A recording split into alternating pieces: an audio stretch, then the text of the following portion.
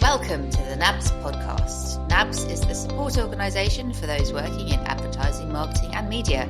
I'm your host, Louise Scody. Each week I'll be chatting with someone from our industry to find out how they support themselves and those around them through challenging times as well as the day-to-day. And it's all to help you support your own mental wellness. I can't wait to start chatting. A quick word of warning. Today's conversation contains mention of suicide. This week, our guest is Chloe Davies. Chloe is a proud Black bisexual woman, mother of two, a creative global inclusion and belonging consultant, chef and entrepreneur. She campaigns for inclusion and equality in social spaces, corporate organisations and the wider community. In September 21, Chloe took on a first-of-its-kind role in UK advertising as Head of Social Impact at Lucky Generals, the ad agency. Recently placed 8th in Campaign UK's 40 over 40, Chloe's now set to launch It Takes a Village, and that's a network for Black women in advertising, marketing and media.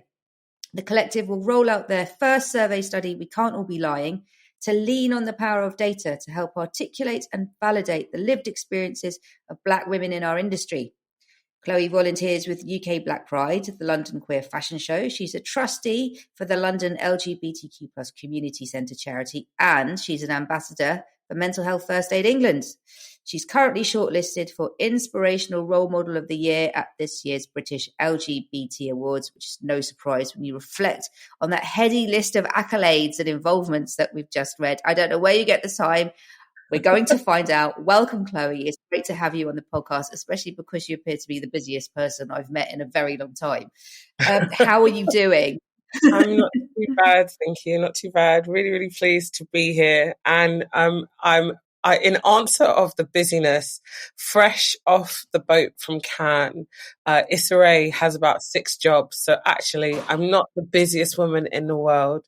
My new claim is that I am just trying to match her energy. Well, we're going to have to get some more tips on that because, you know, if I manage to put my socks on the right feet in the morning, I feel like I've achieved something. And I've just read your list and thinking, maybe I need to set my bar a bit higher. I mean, you do so much, so much. How do you look after your mental wellness to enable you to give so much to so many different projects? Yeah, I mean, this is a question that my therapist is making me unpack on a regular basis. But I think, short version, especially for people who know my story, and that I had my first episode when I was 24, after 10 years of silencing myself. So I never really did all the things that I wanted to do. I feel like I'm just playing catch up now, if I'm really honest.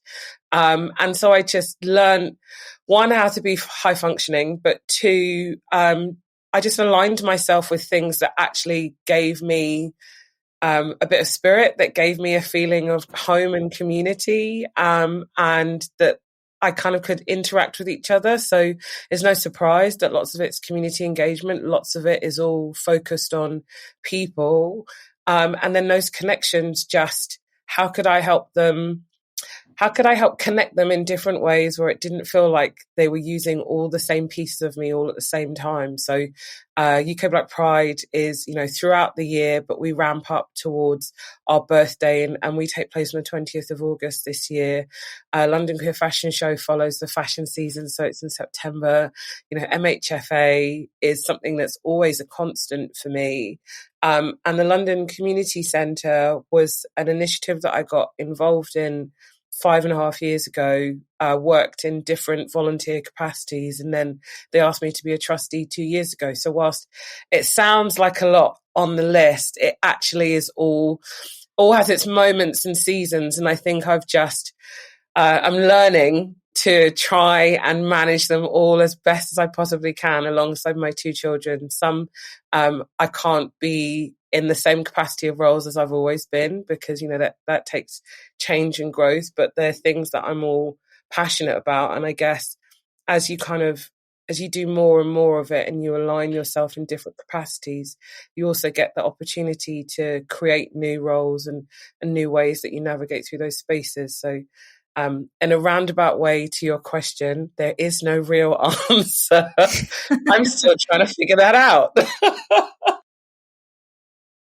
So you're getting as much from being part of these communities as you are giving to them, and that's bolstering your mental wellness. Absolutely, especially as they're all volunteer capacities. So it's actually I get to give my skills, what I love, because I get the same thing back. I get a place to exist and to be held and to have space, which when you haven't had that for so long, that actually is the counterbalance. I think that's the key to volunteering. I've been reflecting on this a lot recently. I think if you can get involved in something where you're actually using your skills and your passion, then it doesn't feel like a chore or extra work in a way that perhaps it might do, as any task would be, if it doesn't really align with what you're naturally good at or interested in. And I think that's my choice with volunteering. You have the choice to remove your skills if it's not a place where you feel safe or you feel celebrated. And these are all places that have kept me safe, but recognize my skills and celebrate them and want them to be there too. And I think that's really powerful when you get to give something to community as part of a team. That's not a I, but is a we, and you can collectively see the work that you're doing. I think that is as much buzz and adrenaline and euphoria that keeps you going. I know on the 20th of August, I'm going to have enough energy to last me, I think, probably until October, because of being around 25,000 people who are all there to celebrate UK Black Pride. That you can't bottle it. I can't explain it. You just have to be there. So having those moments throughout the year in all the different spaces where you get that energy, you get that joy, but also when you're sad, you have that place to fall back to. That, I think, is what I try to do more than anything else. I think that's what it means when you truly volunteer in community. I want to reflect back on something you said right at the top when you started speaking about your journey, how you had your first episode after 10 years of silence. Mm-hmm. So can you explain what that meant? And I think that would lead quite nicely into what mental wellness looks like to you, having been through a seismic mental health experience.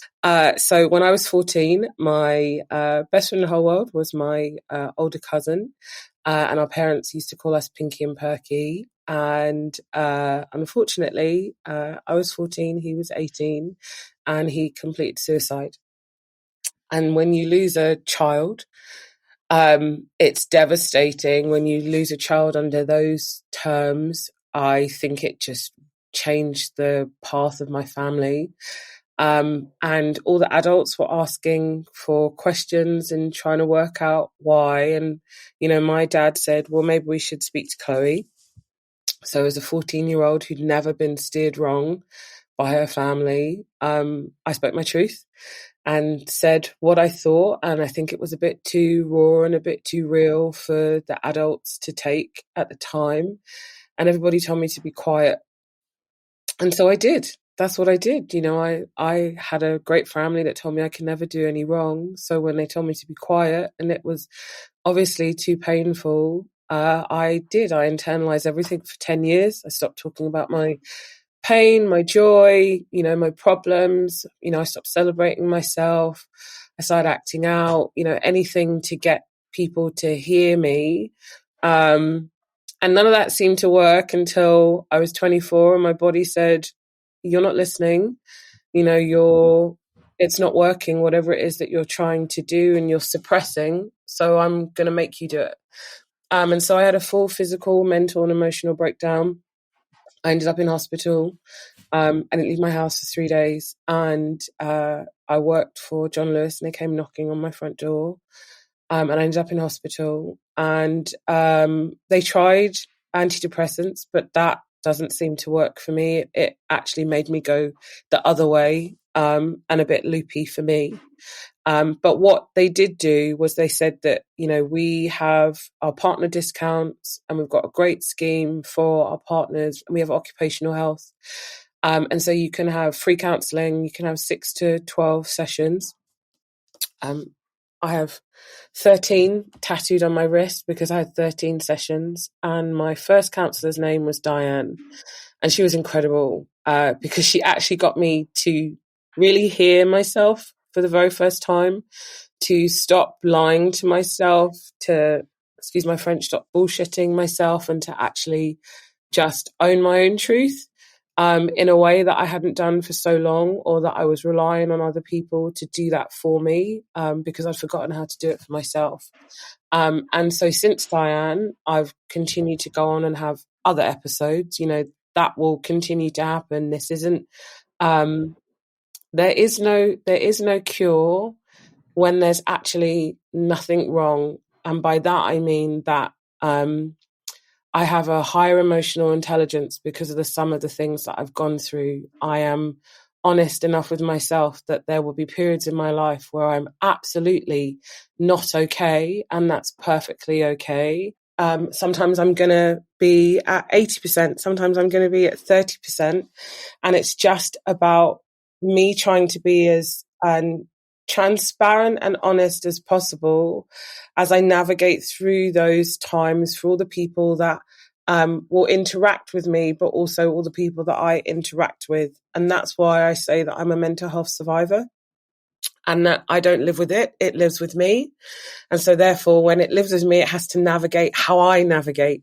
And I think that for me is really important language. That wellness and being, you're never 100% well. There's always something going on in the world that you can be as close to that as possible. So for me, mental wellness is the transparency, the honesty, but also being protective of what can impact my mental wellness, and not necessarily being in places where I do that or don't. Because I think when you're more emotionally aware, when you're more sensitive to the rhythm of the world and things that are going on, sometimes I know when outside life and societal things are happening, they might have a deeper impact on me because I'm more sensitive to that. So things that will be happening in community, I have to be mindful to protect my peace. I'm really sorry to hear that you went through that. And it sounds like an immensely challenging thing to go through at any age, let alone when you're at such a vulnerable age of 14. And it's comforting to hear that you've since been able to seek out the support that you need. And the notion that this has actually given you more empathy and more understanding, and that you realize for you mental wellness is an ongoing practice, and one where you protect yourself and communicate your needs. They're all kind of positive and inspirational outcomes from what is undeniably a terrible thing to have gone through.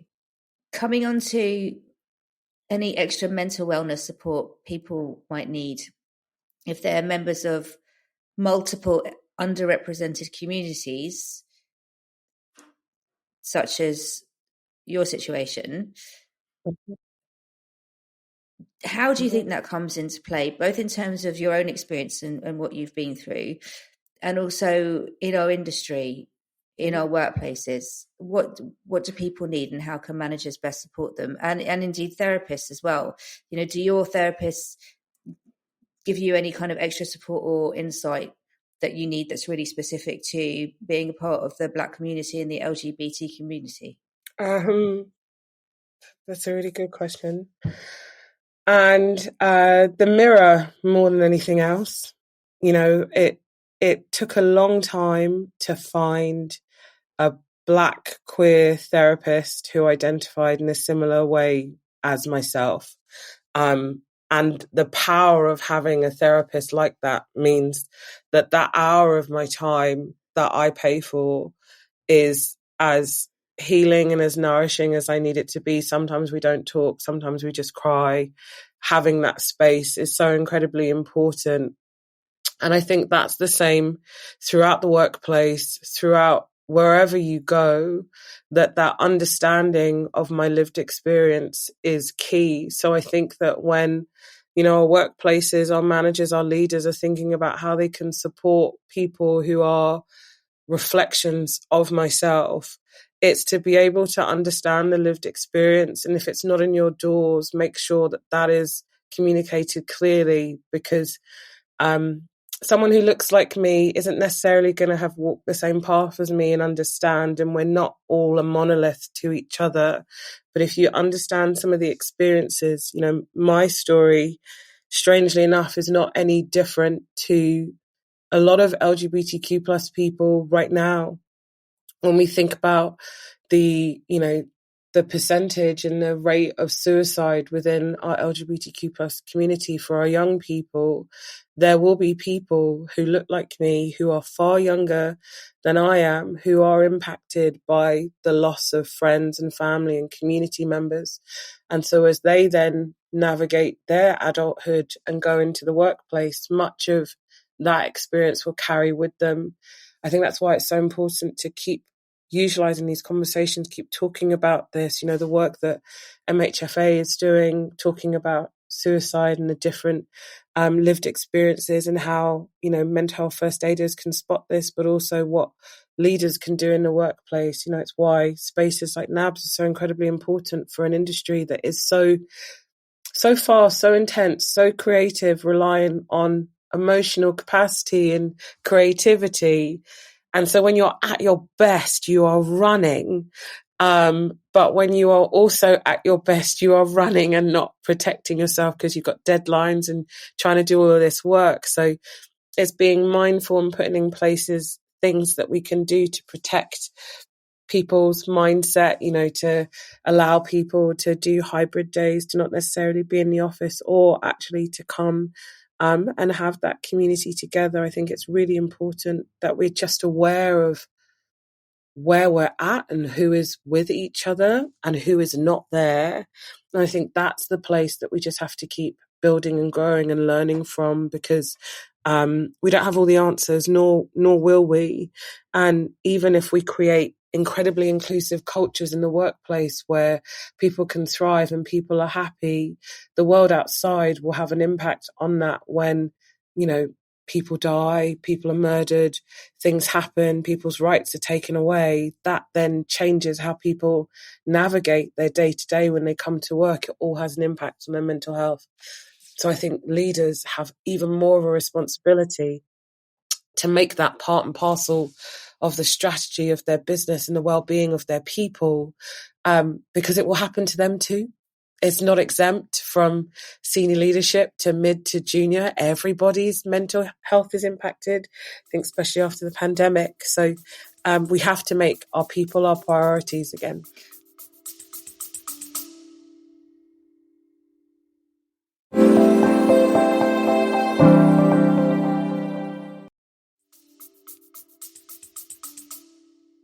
If we're thinking really specifically now about Black women, because the new project that you're running, which is really exciting, is investigating the experiences of Black women in the industry and then sharing those experiences so that some actual change can happen.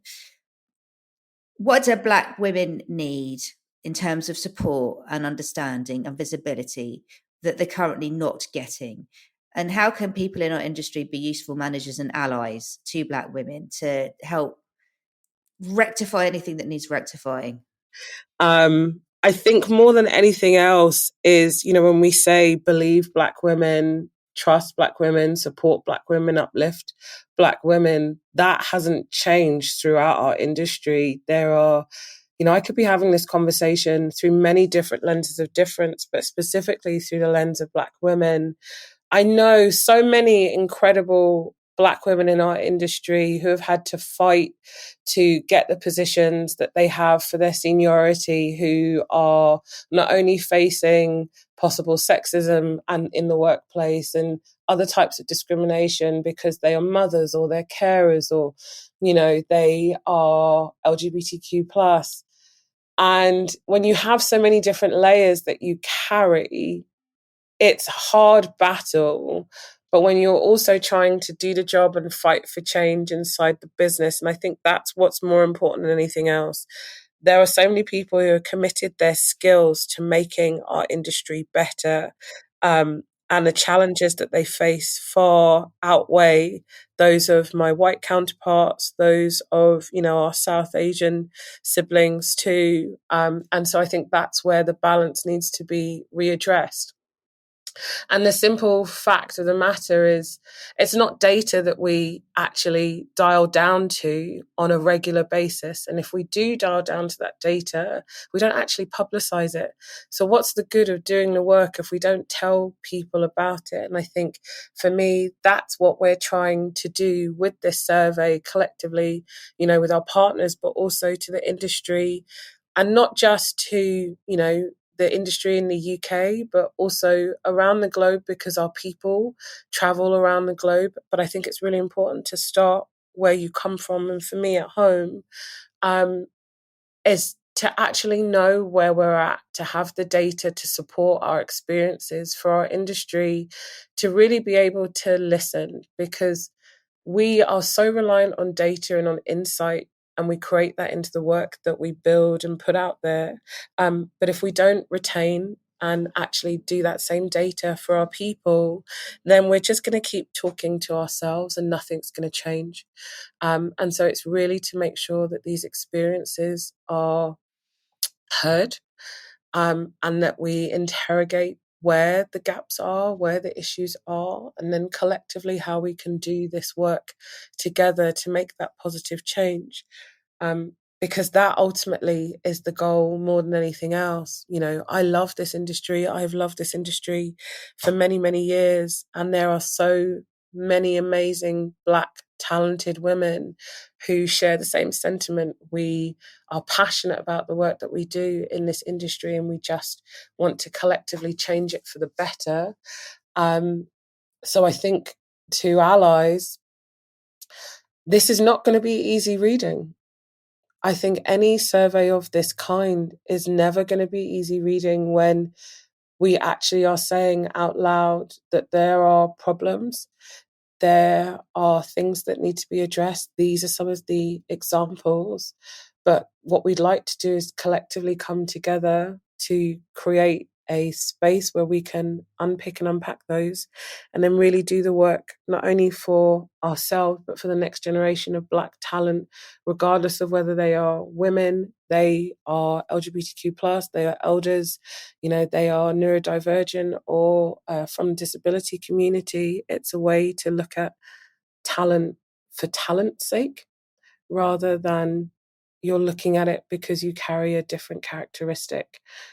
But I think to balance that out, you have to understand those experiences first and correct those. And I think that's what we're trying to do more than anything else. Yeah, I think it's so important. NABS did a piece of work in 2019, Diversity in Focus, where we spoke to people across underrepresented groups about their experiences of Adland.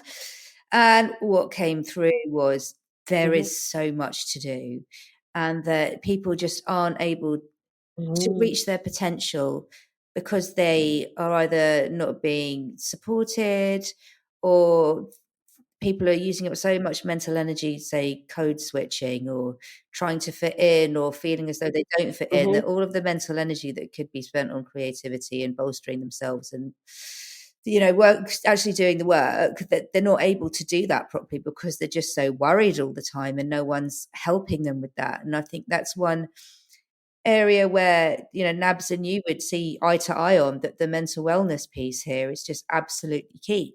Once someone feels more supported and they've got an outlet to go and talk to someone, whether that's therapy or going to group coaching or whatever it is, that they then have some mental space freed up for their actual work. But employers need to be on board with this, don't they? I mean, you've got to have managers being really active in inclusive practices, don't you?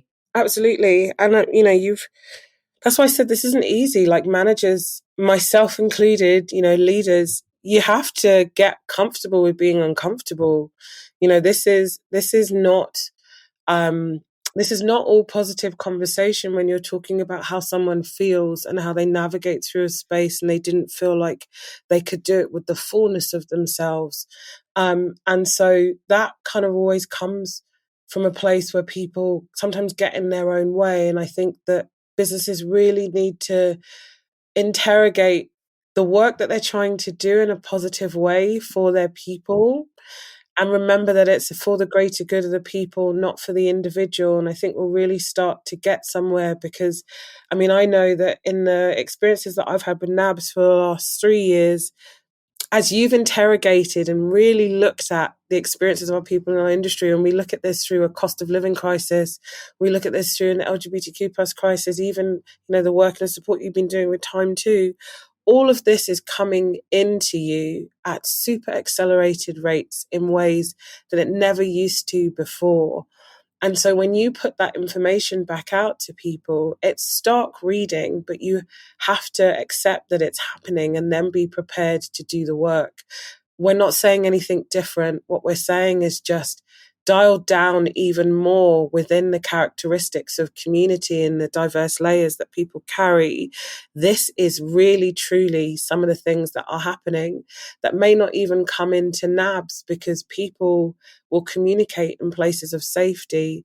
That's why spaces like UK Black Pride exist. It's why spaces like advertising exist, because it's within your own community. You feel like you have the safety and the comfortability to really share your experiences with people that are like you, to then be able to create the change.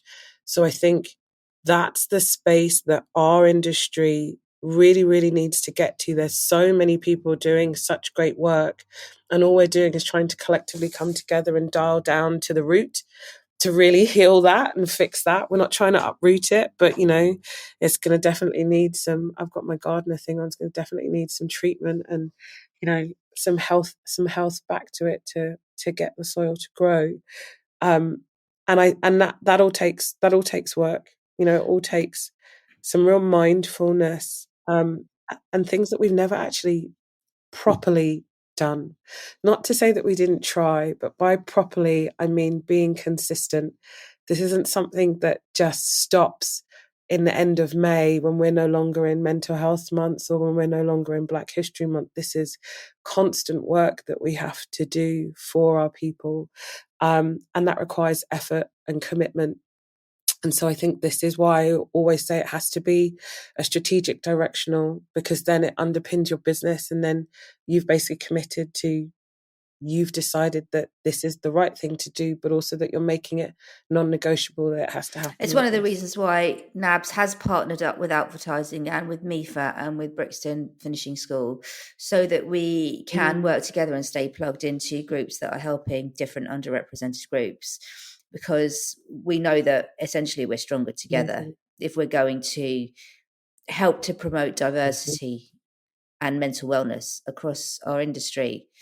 That community piece is really important to us, and it's clear that it's really important to you. You give so much to different communities and you get so much back, and that's where your recovery and your healing process is coming from, it seems to me. How does the Adland community lift you up? Oh my God. I have met some of the most incredible, like-minded, amazing souls in this industry. I've worked in, I think, every single industry apart from advertising over my, 25 plus year career. And I did get a feeling of a sense of home when I got here and really kind of connected with like-minded people. I mean, I have all the time in the world for Kevin Morosky. He is such an incredible talent and has been someone that has absolutely been my champion and my rider.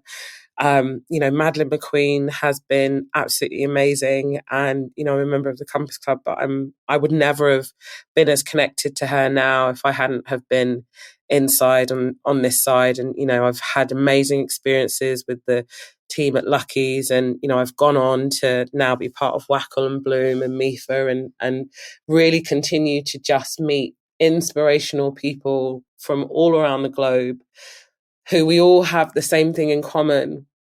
We are all passionate and we are all storytellers, and we are all creative in an abundance of different ways, but we've all committed to be on this mission to tell other people's stories. And that, for me, I think is probably one of the most beautiful things that I could ever have asked for, without realizing that's what this industry would do for me, as someone who is so tied into community and hears these stories on a day-to-day basis, to be able to articulate them and visualize them, strategize, and see them played out on a big stage. It genuinely is something that I feel very, very lucky to be in the position that I am in, to do the work that I do. I really don't take it for granted, but it's some powerful stuff. We're an industry of storytellers. I mean, that's what we do. And it's really uplifting to hear that you've connected into those elements of storytelling and community in order to get comfort, get solace, get companionship, and also get partners for the really important work that you're doing. What's a lesson that you've learned about how to support yourself? I'll be really honest. This industry gave me my confidence back. Yeah, I'll be honest. It was an interesting time when I came into this industry, and I was really trying to rediscover who I am on my own terms, in a way that I don't think I had for a while. And I think this industry really did give me my confidence back. It really gave me, that mirror element to own me, own my skills, own what I do in abundance, and then to really kind of thrive. And I think that's the place that I find myself in today. It's not, with honesty, it's not always consistent. And, when you have two children, you do all the different things that you do. You can't be superwoman. Superwoman, did always turn back into an ordinary human being on the other side. But I think this industry gave me my spark back.